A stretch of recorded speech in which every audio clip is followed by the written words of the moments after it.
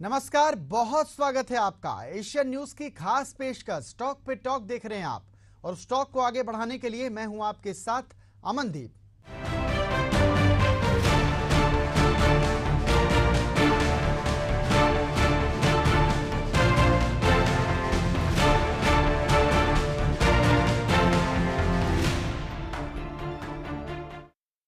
Defence sector के stock garden rich ship builders and engineering limited में गुरुवार के मार्केट कैप के दौरान तेजी देखी गई। शेयर ने 6% की तेजी के साथ अपने 1812 रुपए के इंट्राडे हाई को टच किया। शेयरों में ये तेजी एक कंपनी को मिले ऑर्डर के बाद देखी जा रही है। दरअसल कंपनी ने जानकारी दी कि उसे एक जर्मन कंपनी से जहाजों के लिए एडिशनल ऑर्डर हासिल हुआ है। कंपनी ने जानकारी दी कि उसे German shipping company cost and raider ships maker से एडिशनल 4 मल्टीपर्पज जहाजों के निर्माण का ऑर्डर मिला है, जिसकी कीमत 5.4 करोड़ रुपए है। इस ऑर्डर के मिलने के साथ ही कंपनी को मिले कुल ऑर्डर का मूल्य लगभग 10 करोड़ 80 लाख रुपए हो गया। कंपनी कॉन्ट्रैक्ट साइन होने के 33 महीने के अंदर इन जहाजों का डिजाइन, निर्माण और डिस्ट्रीब्यूशन करेगी। इसके अलावा 18 सितंबर को सरकार ने कंपनी को शेड्यूल बी से शेड्यूल ए सीपीएससी से अपग्रेड कर दिया है।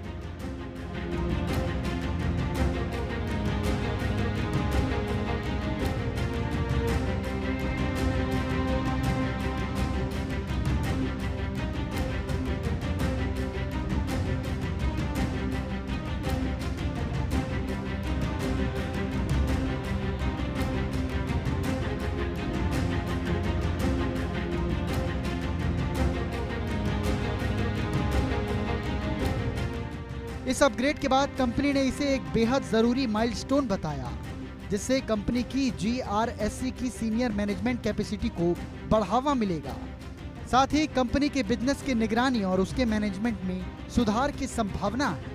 वहीं जून 2024 की तिमाही में एफआईआई ने अपनी हिस्सेदारी को 3.26% से बढ़ाकर 3.91% कर दिया।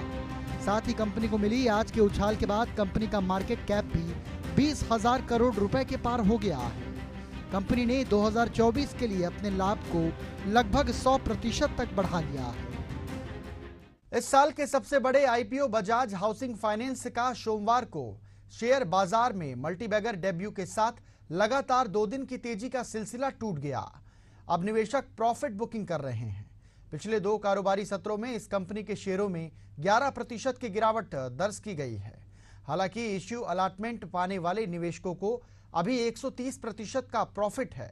गुरुवार को 172 के लेवल पर ओपन हुआ, लेकिन कुछ देर बाद ये 161 रुपए के नीचे स्तर पर पहुंच गया। शेयरों में आई इस गिरावट और हाई मार्केट कैप के बावजूद एक्सपर्ट्स ने इस पर अपनी कवरेज शुरू की है। घरेलू ब्रोकरेज फर्म फिलिप कैपिटल ने 210 रुपए के टारगेट प्राइस के साथ स्टॉक पर कवरेज शुरू की। फिलिप कैपिटल ने अपनी रिपोर्ट में कहा कि हमारा मानना है कि बीएचएफएल अपने आप में एक अलग ही लीग है, जिसका ध्यान कई होम लोन चाहने वालों के लिए डिजायरेबल स्वीट स्पॉट पर है। 50 लाख रुपए का टिकट साइज। वहीं DR Choksey FinServ managing director Deven Choksey ने कहा कि इससे पता चलता है कि बाजार में लगभग 14,000 से 15,000 करोड़ रुपए का फ्लोटिंग स्टॉक मौजूद है।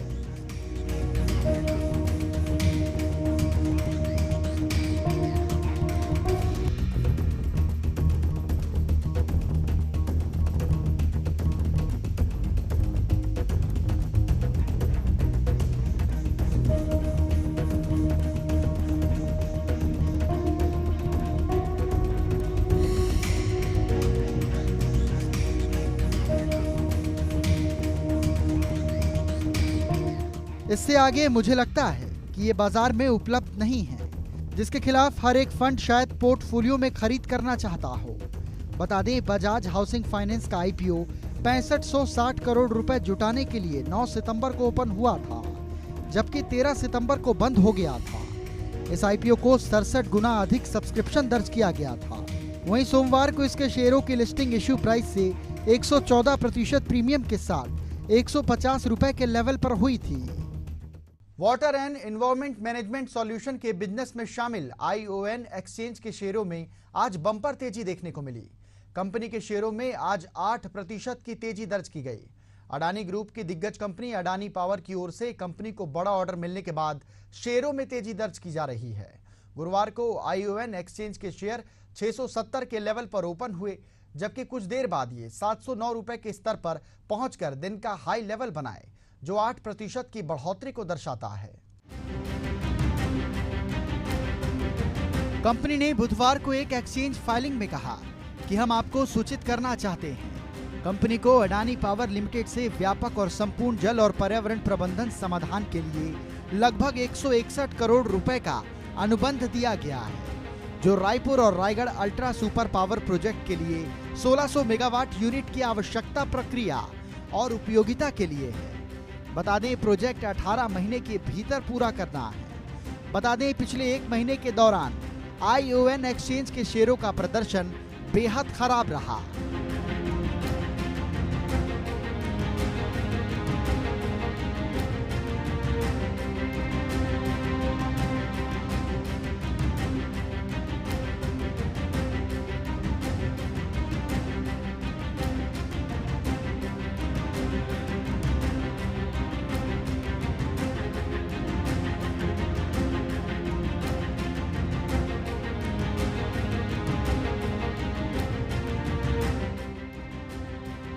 हालांकि 6 महीने की अवधि में इसने अपने निवेशकों को 50% से अधिक का रिटर्न दिया।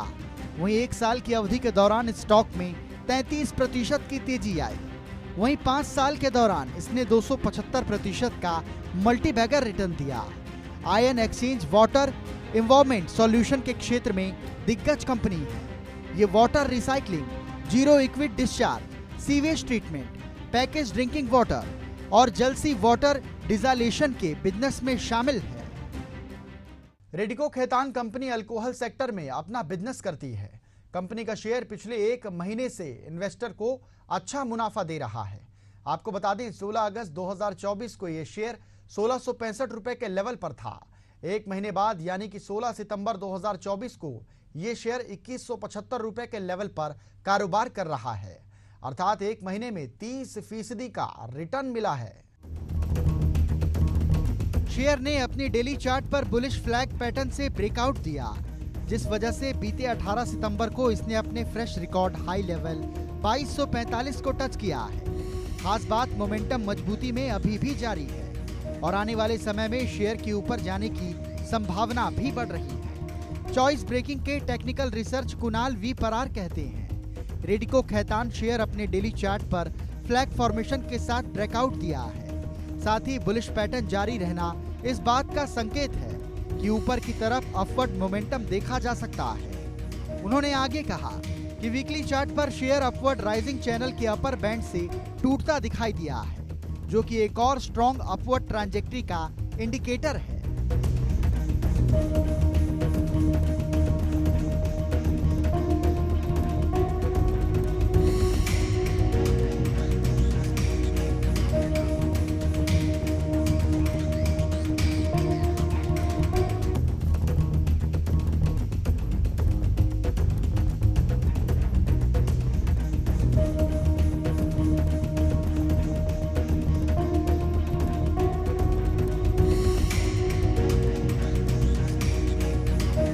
परार शेयर पर सुझाव देते हुए कहते हैं कि मजबूत टेक्निकल सेटअप देने के बाद हम स्टॉक में एक मजबूत अपवर्ड मूव की उम्मीद कर रहे हैं। 1940 रुपए के कठोर स्टॉप लॉस के साथ टारगेट लेवल 2265 से 2500 रुपए के बीच में है। डेली चार्ट्स पर प्राइस एक्शन के नजरिए से देखें तो शेयर इस समय सभी जरूरी शॉर्ट और लॉन्ग टर्म मूवमेंट एवरेज जैसे 5, 10, 30, 50, 100, 200 DMA के ऊपर कारोबार कर रहा है।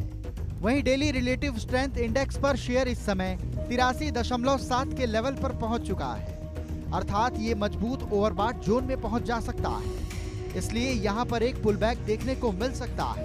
वहीं दूसरी तरफ डेली MCD इस समय सेंट्रल और सिग्नल लाइन के ऊपर बना हुआ है, जो कि एक और तेजी का संकेत है। ग्लोबल लेवल पर क्रूड ऑयल की कीमत लगातार नीचे की तरफ गिर रही है। पिछले एक वर्ष में क्रूड ऑयल की प्राइस लगभग 23% से अधिक नीचे गिर चुकी है, जिसका असर कंपनियों के प्रॉफिट में कमी के तौर पर दिखाई दे रहा है। दूसरी तरफ भारत सरकार ने कच्चे तेल पर विंडफॉल टैक्स को जीरो करने का निर्णय लिया है। इसके बाद से ऑयल एंड गैस कंपनियों के शेयरों में बुधवार के दिन गिरावट आई। हालांकि कई सारे निवेशक इस गिरावट में भी सस्ते दामों पर शेयर्स खरीद रहे हैं। इस बीच गैस का पेट्रोलियम सेक्टर में ऑपरेट करने वाली महानगर गैस लिमिटेड का शेयर कंसोलिडेशन से ब्रेकआउट देने का प्रयास कर रही है। ये प्रयास आने वाले समय में शेयर में करीब 7% तेजी की पोटेंशियल को ट्रिगर करती है। इसलिए महानगर गैस लिमिटेड का शेयर करंट लेवल पर रिस्क एंड रिवॉर्ड के नजरिए से प्रवेश के लिए आकर्षक नजर आ रही है। टेक्निकल एक्सपर्ट फोरेम चेडा ने महानगर गैस लिमिटेड के शेयर को 1890 से 1891 की रेंज में खरीदारी का सुझाव दिया। उन्होंने शेयर पर 1845 रुपए का स्टॉप लॉस लगा करके 2025 रुपए का टारगेट प्राइस की सिफारिश की है। बॉटम फॉर्मेशन बनाने के बाद इस साल के जून महीने में शेयर ने 1180 रुपए के 200 दिन की मूविंग एवरेज से ऊपर सपोर्ट लेता हुआ दिखाई दिया। महानगर गैस लिमिटेड शेयर प्राइस इस समय रिबाउंड होते हुए दिखाई दे रही है।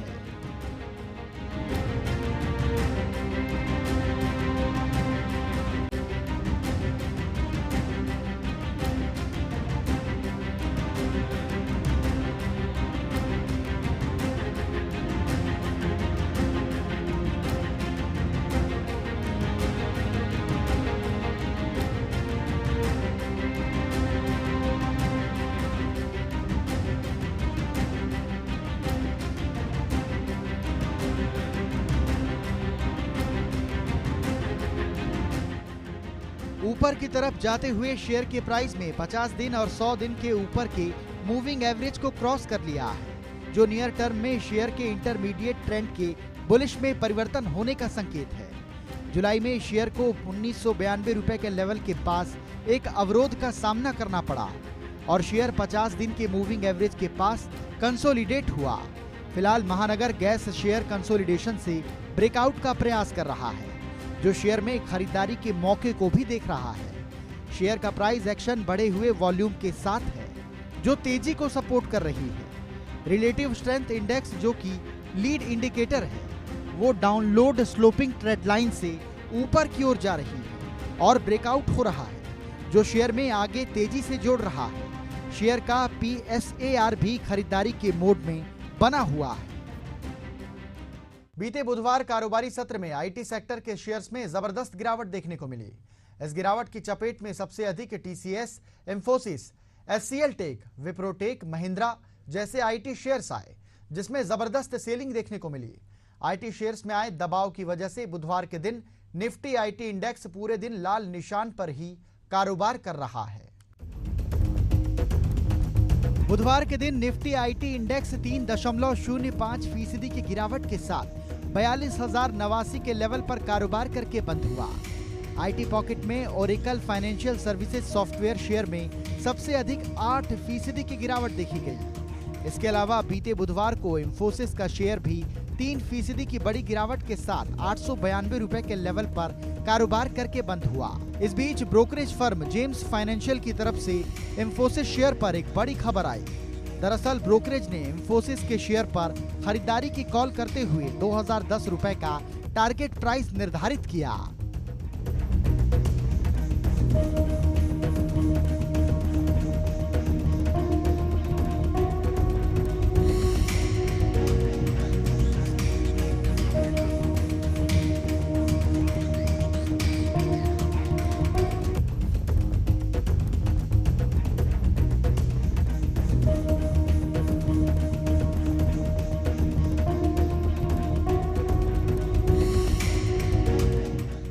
जून 2024 को समाप्त हुए जून क्वार्टर की रिपोर्ट पर नजर डालें तो इंफोसिस कंपनी ने कंसोलिडेट टोटल इनकम के तौर पर 40,153 करोड़ रुपए पर रिपोर्ट किया। वहीं दूसरी तरफ इंफोसिस कंपनी ने टैक्स देने के बाद नेट प्रॉफिट के तौर पर 6,374 करोड़ रुपए दर्ज किए। इंफोसिस कंपनी के 30 जून 2024 तक मौजूद होल्डिंग पैटर्न डाटा पर नजर डालें तो यहां पर सबसे अधिक हिस्सेदारी घरेलू संस्थागत निवेशक की आती है, जो करीब 37.22% पर अपनी पकड़ रखते हैं। इसके अलावा इंफोसिस कंपनी में फॉरेन इंस्टीट्यूशनल इन्वेस्टर करीब 32.74% पर अपनी पकड़ रखते हैं, जबकि प्रमोटर्स केवल 14.61% पर अपनी हिस्सेदारी रखते हैं। सुप्रीम कोर्ट ने गुरुवार को वोडाफोन आइडिया और भारती एयरटेल सहित विभिन्न टेलीकॉम कंपनियों की एडजस्टेड ग्रॉस रेवेन्यू (एजीआर) मामले में पुनः गणना के लिए दायर याचिकाओं को खारिज कर दिया। इसके बाद वोडाफोन आइडिया में भारी गिरावट दर्ज की गई। भारती एयरटेल के शेयर आज ऑल टाइम हाई को टच कर चुके हैं। इस निर्णय के बाद वोडाफोन आइडिया के शेयरों में लगभग 15% की गिरावट आई, जो सुबह 13 रुपए पर खुलने के बाद 10.96 रुपए पर कारोबार कर रहे थे। वोडाफोन आइडिया लिमिटेड के शेयर की वर्तमान कीमत 10.63 रुपए है, जिसमें 2.27 रुपए की भारी गिरावट आई। स्टॉक ने आज 12.99 रुपए पर ओपन किया, जबकि दिन का उच्च स्तर 13.02 और निम्न स्तर 10.96 को टच किया। इसका मार्केट कैप 76.53 हजार करोड़ रुपए है। वोडाफोन आइडिया का 52 सप्ताह का उच्च स्तर 19.18 रुपए और निम्न स्तर 10.50 रुपए रहा। भारती एयरटेल लिमिटेड के शेयर की वर्तमान कीमत 1703 रुपए है, जो ऑल टाइम हाई है, जिसमें 2.97% की बढ़ोतरी हुई है। आज ये स्टॉक 1647 रुपए पर ओपन हुआ। सुप्रीम कोर्ट द्वारा याचिका खारिज करने के बाद इसने आज का लो लेवल भी देखा और 1647 रुपए टच किया। कंपनी का पीई अनुपात 98.82 है और इसका मार्केट कैप 10.05 लाख करोड़ रुपए है। पिछले वर्ष एयरटेल और वीआई ने सुप्रीम कोर्ट से खुले न्यायालय में अपनी याचिकाओं की सुनवाई की मांग की थी, जिसमें उन्होंने संचार मंत्रालय द्वारा एजीआर बकाये की गणना में कथित त्रुटियों को ठीक करने की कोशिश की थी।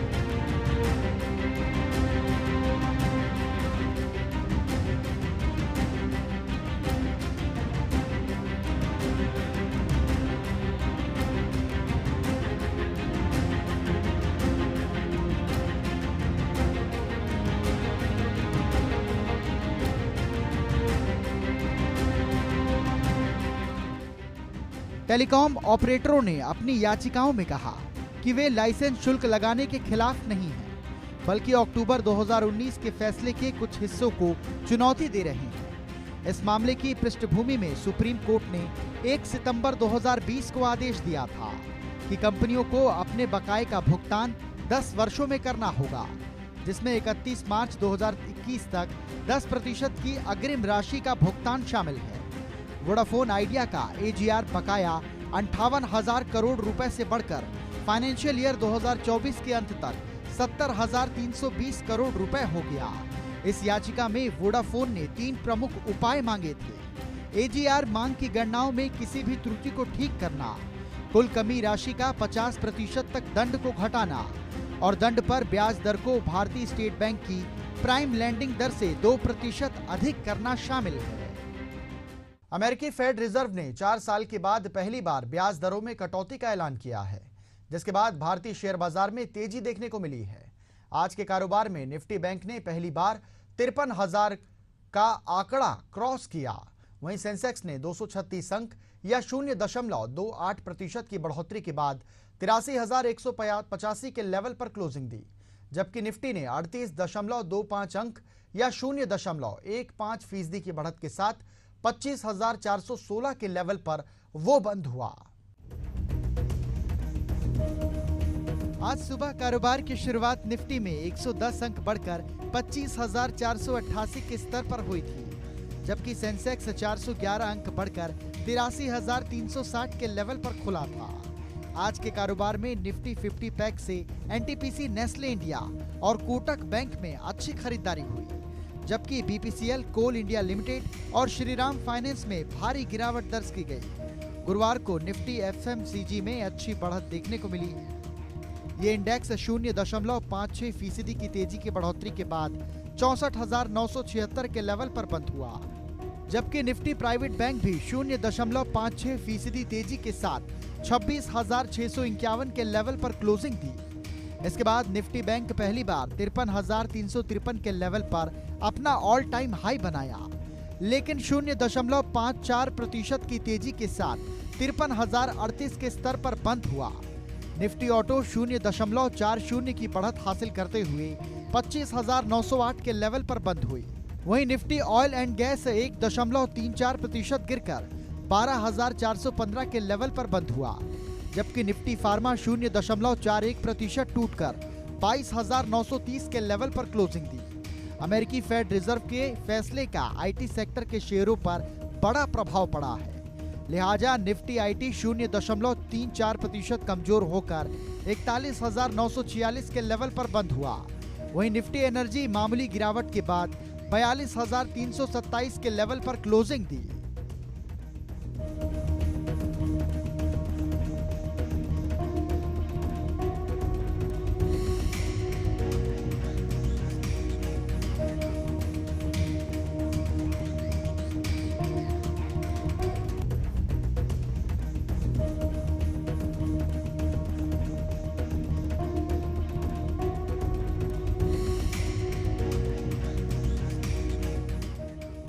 गुरुवार को सरकार के स्वामित्व वाली कंपनी एनटीपीसी ने 2.37% की सबसे अधिक बढ़त हासिल की है, जो 423 रुपए के भाव पर बंद हुआ। इसके बाद कोटक बैंक 1.76% बढ़कर 1872 रुपए के स्तर पर बंद हुआ। वहीं टाइटन कंपनी 1.50% की तेजी के साथ 3,781 के लेवल पर क्लोजिंग दी। इसके अलावा नेस्ले इंडिया 1.43% की बढ़ोतरी के बाद 2,634 रुपए के भाव पर बंद हुआ, जबकि HUL के शेयर 1.25% बढ़ोतरी के बाद 2,912 रुपए के स्तर पर बंद हुए। वहीं अडानी पोर्ट 1.45% गिरावट के बाद 1,408 रुपए पर बंद हुआ, जबकि LNT के शेयर 1.26% टूटकर 3,684 के स्तर पर बंद हुए। TCS के शेयर 1.16% टूटकर 4,296 के लेवल पर बंद हुए। इसके अलावा HCL टेक के शेयर 1.14% गिरकर 1,736 रुपए के लेवल पर उन्होंने क्लोजिंग दी। वहीं JSW स्टील में 0.87% की गिरावट के साथ 948 के लेवल पर बंद हुआ, जबकि टाटा स्टील 0.71% कमजोर होकर 149 रुपए के लेवल पर क्लोजिंग दी।